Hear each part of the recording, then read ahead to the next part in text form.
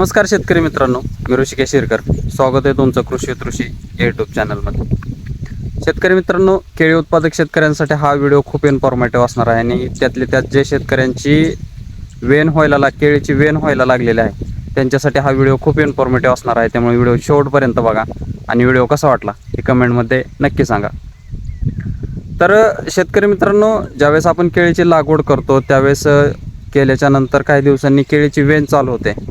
तर त्याच दिवसामध्ये बऱ्याच शेतकऱ्यांचा हा प्रश्न असतो की कमी दिवसामध्ये चांगल्या पद्धतीची 100% वेन जी काय आहे तर ती कशा पद्धतीने होईल, याच्यासाठी चांगलं कॉम्बिनेशन कोणतं, तर हाच बऱ्याच शेतकऱ्यांचा प्रश्न असतो. तर त्याच्यावरतीच आज आपण चर्चा करणार आहोत.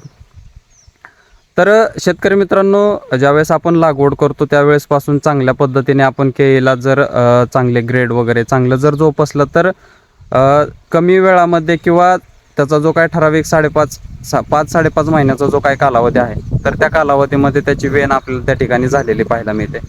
पण बऱ्याच वेळा काय होतं की काही वेळेस झाडांचं जर मागं पुढं झालं असेल तर आपल्याला जी काही वेन आहे तर ती एक समान किंवा सगळी सरसकट आपल्याला त्या ठिकाणी झालेली पाहायला मिळत नाही. त्यावेळेस आपल्याला काही ग्रेड देऊन झाडांची चांगल्या पद्धतीने ग्रोथ करून किंवा त्याला चांगलं ग्रो करून आपल्याला त्या ठिकाणी जी काही वेन आहे तर ते आपल्याला एक समान करावी लागते.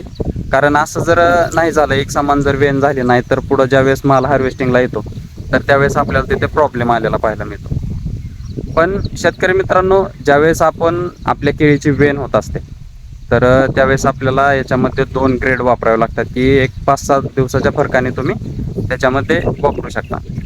याच्यामध्ये पहिला ग्रेड वापरत असताना जे काय 042-47 आहे तर ते त्याच्यामध्ये वापरायचं आहे की त्याच्यामध्ये आपल्याला 0% नायट्रोजन, 42% फॉस्फरस आणि 47% आपल्याला त्याच्यामध्ये पोटॅश मिळतं आणि त्याच्यामध्ये जे काही ट्रेस एलिमेंट आहेत, मायक्रोन्यूट्रिएंट आहेत तर तेही आपल्याला त्याच्यामध्ये मिळतात की त्याचा आपल्याला खूप छान पद्धतीचा रिझल्ट आपल्याला त्याच्यामध्ये आलेला पाहायला मिळतो.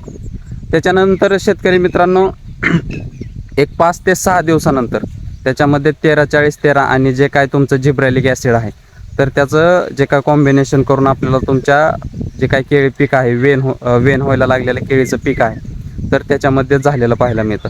आता शेतकरी मित्रांनो, बऱ्याच शेतकऱ्यांचा प्रश्न असतो की जिब्रेलिक ॲसिड का वापरायचं त्याच्यामध्ये. कारण शेतकरी मित्रांनो, ज्यावेळेस आपण जे वापरतो जिब्रेलिक ॲसिड वापरतो तर त्याच्यामध्ये ते काम करत असताना पेशी विभाजनाचं काम करत असतं. काही वेळेस जे काय उन्हामुळे जे काय झाड स्ट्रेसमध्ये गेलेलं असतं किंवा जास्त पाणी वगैरे पाण्याचं जे काय नियोजन नसतं त्यामुळे जे काय झाड स्ट्रेसमध्ये गेलेलं असतं तर ते स्ट्रेसमधनं काढून जे काय त्याचं पेशी विभाजन करून चांगल्या पद्धतीचं जे काय झाडाची ग्रोथ असेल किंवा केळी वेन होण्यासाठी आपल्याला त्या ठिकाणी खूप सारा फायदा आपल्याला त्या ठिकाणी झालेला पाहायला मिळतो. अशा पद्धतीने जर तुम्ही कॉम्बिनेशन करून जर तुमच्या झाडाला केळी पिकाला जर दिलं तर 100% वेन ही कमी दिवसामध्ये आपल्याला त्या ठिकाणी झालेली पाहायला मिळेल. शेतकरी मित्रांनो, तुम्ही कोणतं कॉम्बिनेशन वापरता हे कमेंटमध्ये नक्की सांगा आणि व्हिडिओ कसा वाटला हे कमेंटमध्ये नक्की सांगा. आणि जर आवडला असेल तर केळी उत्पादक शेतकऱ्यांपर्यंत नक्की शेअर करा. धन्यवाद.